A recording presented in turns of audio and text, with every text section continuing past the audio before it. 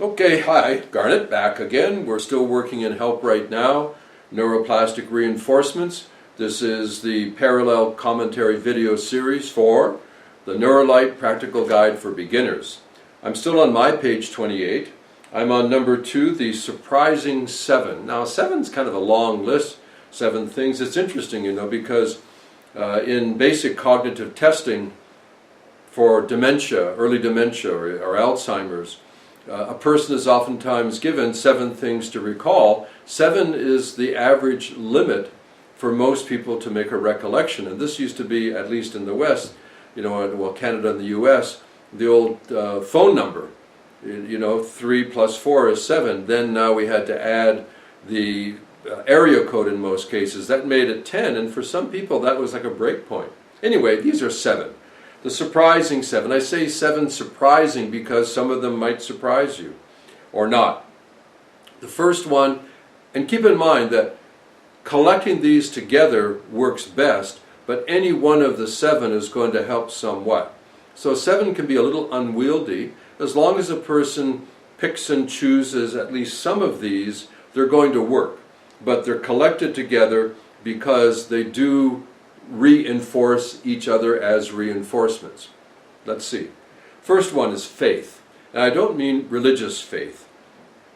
Faith maybe as that deep, heartfelt confidence. It's not an ideal, although there is an idea quality to it. Faith in yourself. Faith in life. Faith in neuroplastic change. Faith in the methodology, confidence, heartfelt confidence. For any kind of neuroplastic signaling, any kind of stimulation that is meant to excite and guide or direct neuroplastic change, whether it's movement or mental or sensory in this case the Neurolite, all of these require a particular aspect or element, and that's called attention. If the person does not experience attention, then there's a very low probability that the neuroplastic signal will actually trigger neuroplastic change. When you think about it, what do pain and pleasure have in common? They bring your attention to your knee. If it's beautiful sensation or pain, what's in common? Your attention goes to your knee. So attention. If you want to supercharge attention, it isn't that you have to focus hard or have some kind of, particular affirmation or chant that you're saying over. No. If you want to supercharge attention, combine it with faith, heartfelt confidence. Yes, this is happening. This is the real deal. If I do this, if I comply, if I work to integrate, if I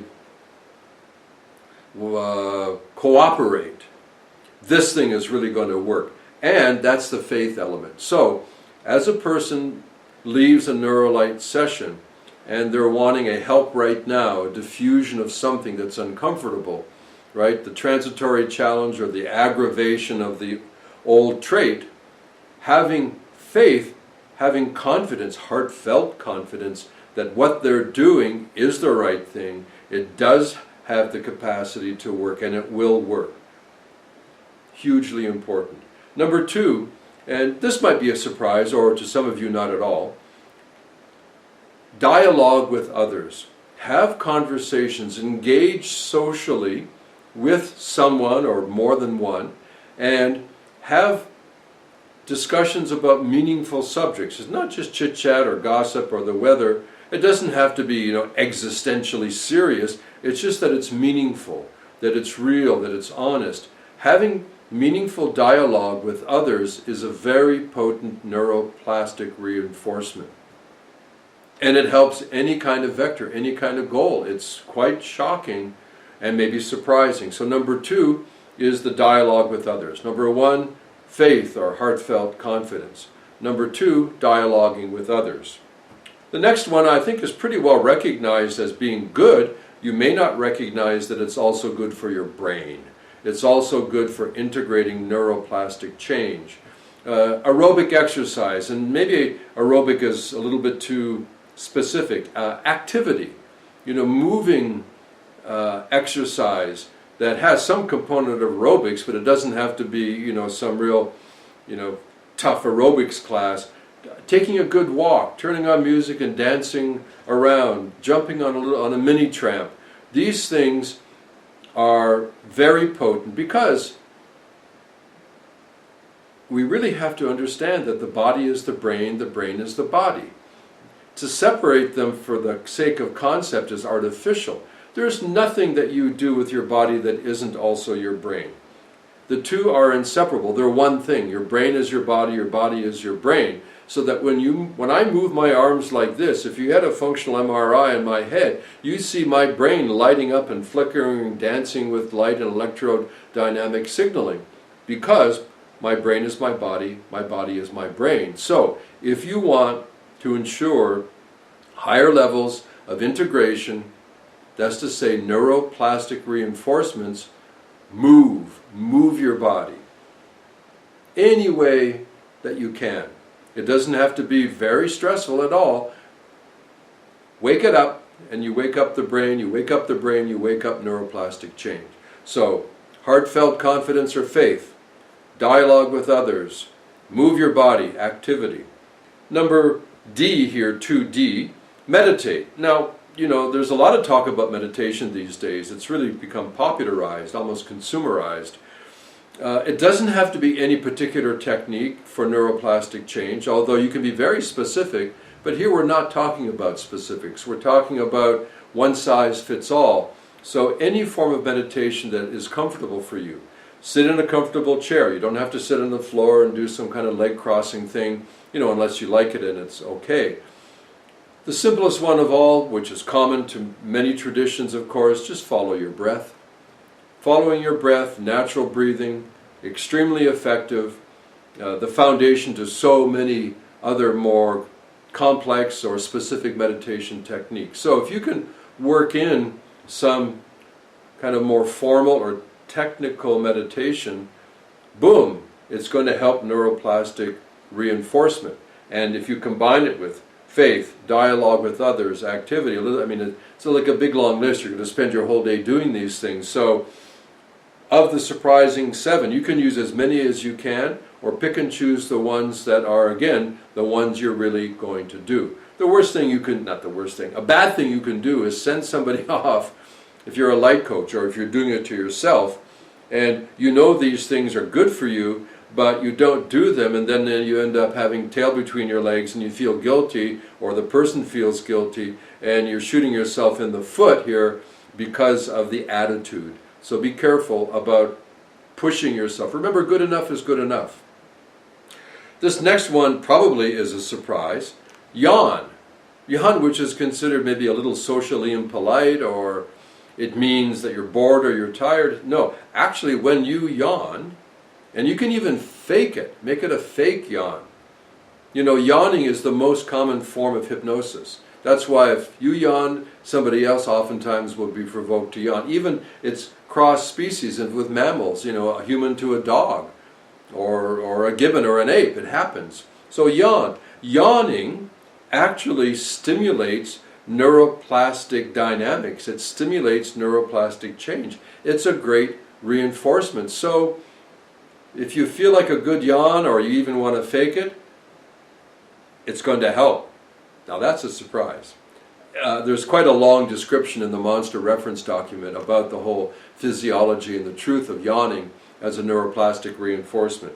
The next one, you think it kind of overlaps with meditation, but not really. Consciously relax.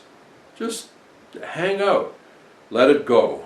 Breathe. Let your body go soft. You can use progressive relaxation techniques, or just, and then you realize, God, I just never relax. I'm always in the do. Try just being. Right? Just being. Be relaxed. And of course, the disturbing realization is that most of us are not very good at it. One of the things you'll note is, here it says consciously relax. that when a person begins to relax, oftentimes they go to sleep, because we can be so fatigued. There can be sleep deprivation, which is so common, sustained levels of sympathetic dominant stress. All of these things, we live with it. We don't even realize it. It's, you know, when I was young, earning money for college, I worked in a factory, and oftentimes I got the afternoon shift because I was a young guy. And, you know, the machines, and it always was, I looked forward to it.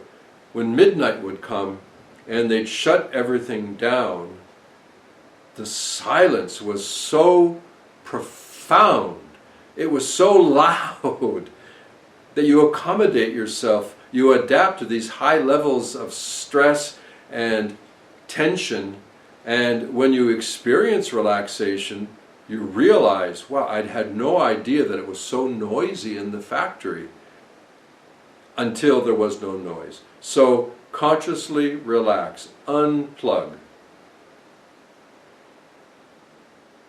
Relaxation is not the goal, but it is the gateway. Lastly, smile. Yeah, smile. Smiling is hugely impactful in terms of brain function, all of the autonomic systems, all of the neurohormones, smiling. And if you want a deeper methodology, there is a book, it's not big, it's called The Inner Smile. It comes out of the Taoist tradition. You find it here and there. One version by Mantak Chia is a good one, and it's easily found digital or by Amazon or on bookshelves. So smile, yes, smile. Smiling triggers all sorts of neurohormonal activities that are good for you. It may sound a little lame, but yes, smile. So these are the surprising 7. You can do them all, or choose the ones that are closer to your compliance, you know, the ones you're going to do, the ones you can remember. Don't think you have to do them all and make it a regimen that is impossible to fulfill, right? Then you get down on yourself. It's like, oh my God, what am I doing? This, number 2, the surprising 7, gives you a collection that you can parcel together any way that you want or offer to somebody, and they are going to help as very effective neuroplastic reinforcements. So that's the surprising 7. The next video to come is called the Dynamic 6.